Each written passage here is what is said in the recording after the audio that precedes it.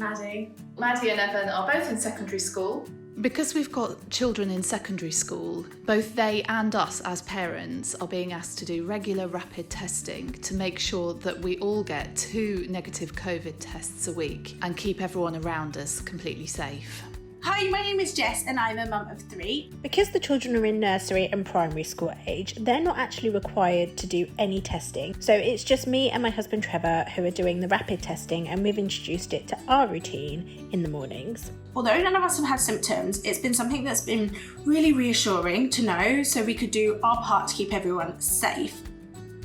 You can pick up free tests from your local testing centre. It's super easy to order your test. I've just done it online. Now, if you pop over to the Gov website, simply do it on your phone. Super quick, super easy.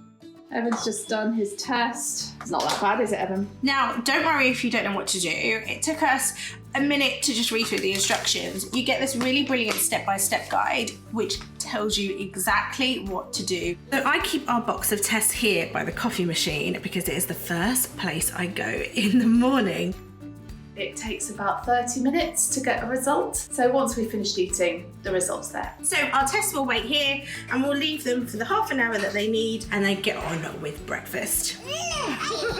So reporting it literally takes a few minutes and it's super easy. On the end of the test strip there is a QR code, so you just scan that, it knows exactly what test you've done, and then you just fill in the gaps. Report whether you've got a negative, a positive or a void test result, and you're all done. Twice a week you can be reassured that either you don't have COVID and your children don't have COVID, or that if you do have it, you can then isolate and you're not putting anyone else at risk. It literally adds a couple of minutes to our day, if that, and now we've just built it into what we do a couple of times a week. For us, it's really important that we do our bit, just testing regularly, making sure we're okay, even when we haven't got symptoms, to get everything moving as quickly as we can.